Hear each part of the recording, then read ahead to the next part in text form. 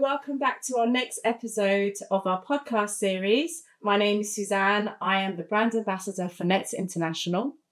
And today we have a very special guest. His name is Ian Kock, and he is the COO of Netomnia. How are you today? Very well, thank you. Thank you for having me. Thank you. So before we get into the big topics, I'd like to say big congratulations because Netomnia has won second biggest altnet. That's correct. Right, company. Biggest M&A acquisition award. Yeah, yes, right. So that's amazing. And fourth largest full fibre network. That's correct. Yeah. Thank you very much. We're very, very proud of that. Yeah. So when you think about these milestones, tell me, what is it that springs to mind? What is it that? Well, I think there's quite a lot that springs to mind. I think we're very excited about the deal that we did. It's sort of moving into 12 months now after the initial deal closed. And it's a good story for the market, right? So for us, there's been a lot of criticism around the alt-tech market. There's been a lot of concerns around funding, but we feel that we've done the right thing, and we feel that we've done it right. We're very proud of the fact that we've been able to consolidate with a business like, we had the Brisk brand, obviously, and we've got Netomnia, and we've consolidated. And yeah, it's just exciting stuff. There's more growth, and the future looks bright. So mergers can be messy, can't they? Cultures clash, systems don't align. Mm-hmm. But if you get it right, you sort of form, the biggest super fast team, shall I say. So what's been the biggest win from this unification so far? The biggest win is by far that we've had best practices that we've been sharing across the two businesses. But I'll caveat that. The only way that happens is if the leadership is aligned. And I think more than anything, that was the key for our success in the merge, is the fact that myself, Giorgio, co-founder of Brisk, along with Jeremy Will on the Netomnia side, we're completely aligned. And we've parked egos, no agendas, and we've just got a clear path of success in front of us. Okay. So UK fibre market challenges, let's sort of talk the real talk. It's not always smooth sailing, is it? So some say it's regulations, some say it's down to permissions and funding. So in your opinion, what's been the biggest obstacle nationwide?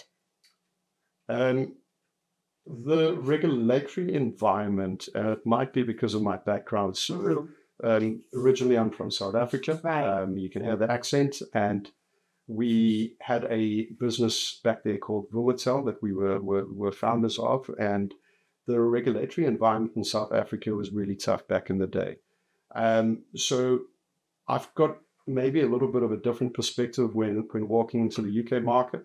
I actually do think that the regulators did a really good job in enabling fibre deployment. I think your biggest challenge in this market is funding. If you don't have successful partners backing you, there's just no way that you can do this. You are not always running on a spreadsheet, right? Yeah. And the fact of the matter is you need guys who understand what's happening out on the ground to run the business. And this is not a banker's environment. So to tie those two up, and the funding that we did have up until now has been absolutely excellent. They've understood when we go through dips, they've understood what the long-term ambitions were. And without the funding, you just simply can't do this. It's a very capital-intensive business to run. So I see that there's a wave of consolidation, right? So do you think that's down to companies maturing, or some players just can't make it in this game, as in they're just having trouble surviving? Yeah. I think it's a bit of everything. I think it's a natural evolution for the fibre industry. If you look at the fibre boom across the world, and whether that's third world, first world, wherever it is, you always have this phase of consolidation that comes. It's necessary because you need to divide and conquer to actually deploy fiber. So you've got these businesses all spread across the country. At some point, they do come together, right? And we absolutely hope for the best for every altnet out there. We don't want any altnets to fail. We want this to be a success story. But it's tough going, and consolidation is a way, a positive exit for a lot of these players in the market. And how should, what do you recommend how we should sort of take the local expertise and roll it out nationwide across the country? I think Nets is obviously a little biased. It's a partner of ours. We've been working together for many years.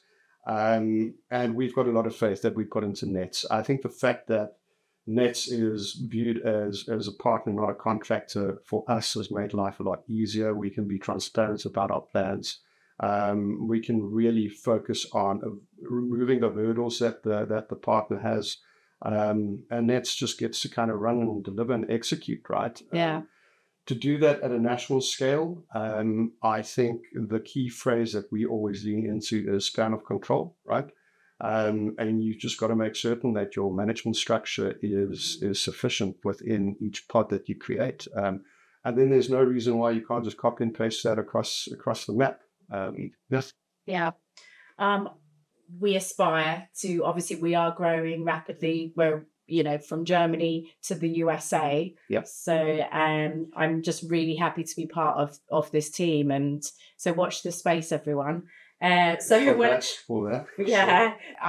terms of you as a CEO, COO sitting in that chair, what does service delivery mean to you? Excellent service delivery. Excellent service delivery. Excellent service delivery. Is it speed, reliability, or something else? It's all of the above. I think if you, can I ask, are you referring to service delivery by the partner? By the partner, and also ourselves? Being accountable. Accountability across the board. So. Yeah, I think you hit the nail on the head, and that's really what it comes down to. I think excellent service delivery is about ownership, right? And accountability. If you want to execute successfully, you've got to have skin in the game, right? You truly got to believe in what you're delivering when you want to deliver a good product. You can't do that by just checking boxes along the way. Yeah. You've absolutely got to own what you do end to end and throughout the value chain. So, put that answer. That sounds like, yeah. Right. So, our favorite 3 words: ready for service. Mm-hmm. Yeah. For people outside the industry, it sounds just like another milestone. But why is ready for service so much more than that? Ready for service is the only metric that matters, right? And without a home being serviceable, it really doesn't have any monetary value, right? And that's the only counter that we keep track of is ready for service. You've got past, you've got a bunch of other definitions of the marketplace, but I think the industry is wisened up to it. There's no longer any confusion around it. And for a funder, for a shareholder, if you can't monetize the asset, what is the asset then, right? So ready for service when you deliver, and if you also take a step back, a partner or a contractor is naturally incentivized to get it there, right? That's when they ultimately get paid. Yeah. So that is the most important metric for sure when deploying. So can you talk us through how it directly translates into revenue and investor confidence? Absolutely, I can. Absolutely, I can. I think your fiber deployment is so capital intensive, right? It's just a money hungry machine, and if you don't at any point start seeing returns on that, you just lose the faith of your funders or your equity partners for that matter.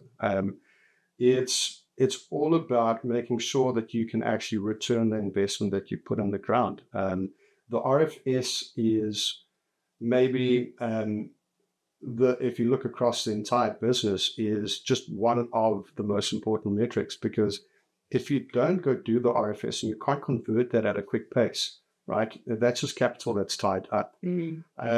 After that point, and this is where we may have confused it a little in the market here in the UK, is we focused and put so much emphasis on deploying that it's become a land grab. And that's not actually what this is about, right? It's about a customer grab.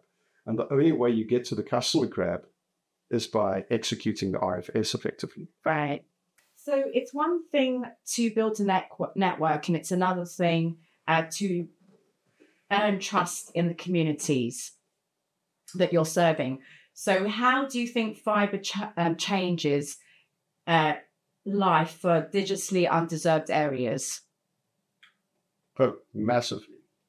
Massively. I mean, there's an endless list of upside that it creates for communities. I think you've got the obvious digital divide in the country. That's also stuck all over the world. It's about education. It's about access. It's about content creation. It's about new employment opportunities. The list is endless. I think it's absolutely a fundamental right to have good connectivity. Yep. Right. So another question that springs to mind is your network future-proof? Yes, it absolutely is. From the start, we've deployed XGS-PON infrastructure. We've over-provisioned on fiber on all feeders and links. We want to be sure that this network stands the test of time. So absolutely, it is future-proof. Okay, if you're looking ahead, if you to place one bet on one innovation in the future, whether it's AI, automation, what would most change the fibre game in the next 2 to 3 years? AI. Yes, and that's shaping the world. Yeah, it absolutely is, and you can't ignore it anymore. I think the opportunity that AI creates on planning, on customer support, right, on analyzing data and anything really. We are playing with it endlessly at the moment. We are having a lot of fun while we're at it, right? And it's just this new toy that we can discover and explore. I think the possibilities with AI right now is endless, and the ability to create efficiencies or potentially just analyze efficiencies and give yourself areas that you can go focus on. AI for sure. Yeah, I have actually been investigating how we could use AI to do our planning packs. Absolutely can. I know that there are apps out there, and it's going to get better. But just to condense, how long it takes to plan and design. Yep. So to condense that, if you're doing 1,000 homes a month, condense that into a week. Yeah, you absolutely. Yeah. So yeah. Right. I think what I'm going to do now, we're going to do a quick fire round of one word only. Operational excellence. What? One word answers, no thinking.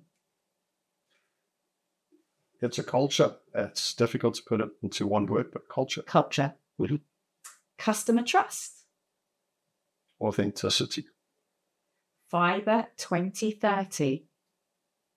3 networks. One word for Netomnia. Disruptor.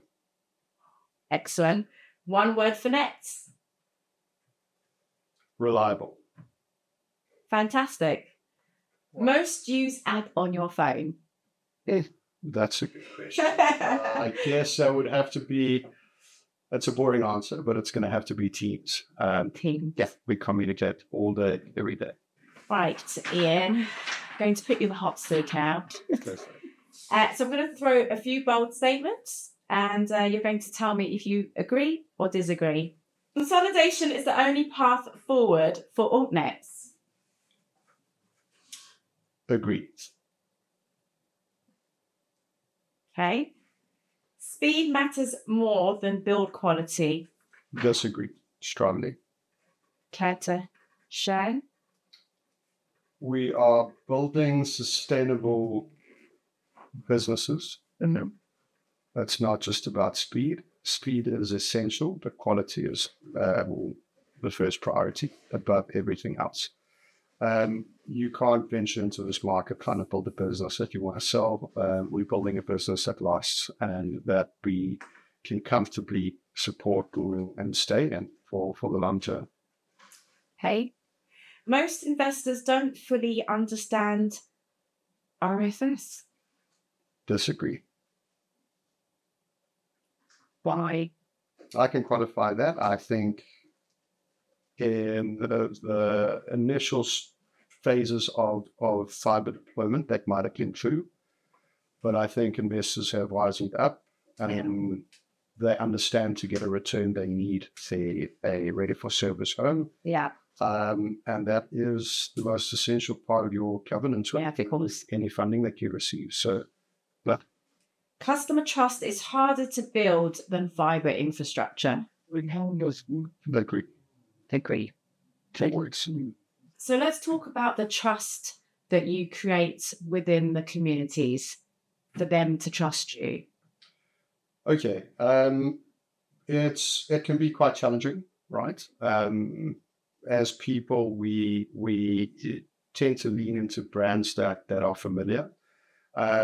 Being the new kid on the block, so to speak, is a tough challenge, right? To try and enter a market that's been pretty steady for several years, at least as far as the end user is concerned. The only way that you really do that is to start with your first customer, right, and get it right. It takes time, but right now we sit on a Trustpilot score across the group at around 4.7, 4.8. And you've got to go build that rapport so that you get that customer's faith into the business. From there, it starts to grow. The difficult part of that is you really get one shot at your reputation in this marketplace, right? So you've got to protect it at all costs. I think if you maybe reflect on the deployment side of it, and this is where yourselves and Nets and any other partners come into play, is when we are deploying, right? It is disruptive. Residents don't understand what we are doing out on the site or down the road. Maybe putting a pole up here or there, which obviously doesn't always go down too well.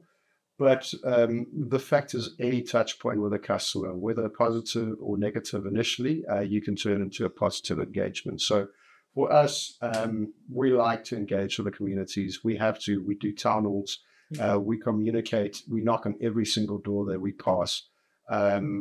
It's critical to get that brand awareness out there so that your brand becomes familiar. And I think we at that point where we've pivoted in the areas that we've deployed. We like to think that we are the local brand now. And it's not just what we think, we can see it, right? A lot of our uptake comes from references and from existing customers. Yeah, I do think the voice of the customer is so important. I mean, quite often we go, especially new businesses, you think that you know the customer, and you think, oh, we can help them. We're good at what we're doing. But any given day, you'll have a different answer from each customer. And it depends how you communicate that, how much empathy you show and understanding. And I think that goes a long way. And also they want to know, what is your brand? What are you about? And you should be there to answer all the questions. And quite often I find sometimes that, whoever's going to knock on the doors, they're not fully versed into knowing what the brand and how to communicate that to the customer. So sometimes there's a challenge there. And I feel that the more information that you do give to the customer, it's beneficial all round. And I've had that experience where I actually take a moment. I'm not rushing, going on to the next, but actually someone who is interested, gets a lot of benefit and satisfaction, and then they'll end up writing, very good letters to us. And that's quite often how we do our customer service. I fully agree with that. Yeah. I think that's a statement that you can go print out, right? Yeah. If you are real with your customers and they understand that there are humans behind the brand, humans that sincerely care about what they are doing and what they are delivering, and you've got the people that work for you actually believe in the brand as well, right? Yeah, that's why maybe on the one answers was it's a culture. If you get that right, people are authentic. The customer will believe that, right? Because it's sincere. Yeah. If you're not being sincere and you're just punting and throwing pamphlets through the door, absolutely, it's not really a brand that people want to be associated with. Yeah, and we like to, and I do also think in terms of whether you're liaising with the client or the customer, whichever ends of the spectrum you are, I think communication in a timely manner is very important. Yep. That is also, if you leave it for days and days, that's where it builds up, the customer can build up frustration. So we at Nets International, we aim to, reply back to our customers, reply back to our customers, clients in a timely manner. So good. Okay, so the final takeaways. Yeah. If you could give one piece of advice to ISPs and delivery partners trying to scale up right now, what would that be? I think first and foremost, they need to grab any opportunity that they get. I'll use Nets as a great example, right? We might joke about Nets from time to time, but they are the yes men, right? They're concerned about the commercials secondary, and that doesn't mean that they're not concerned about it. But the first or the foremost thing that they focus on is my customer happy, right? And how am I representing them on site as I should be? And I think that's the right answer. If you want to scale with a supplier or a client in any way, shape, or form, they've got to have the belief in you as a partner to be able to grow. I think the second part of that is a delivery partner needs to be agile, right? The biggest trick in this market in the UK is we create these geographical fences of where we can deploy, right? And we call it the Midlands, or we call it, Yorkshire. And you'll often come across partners that just simply refuse to move out of those logistical constraints that they have. And I think unfortunately, because we move so quick, these areas get saturated. And if you want to make sure you want to ensure that pipeline for yourself, you've got to be agile and you need to move with the times.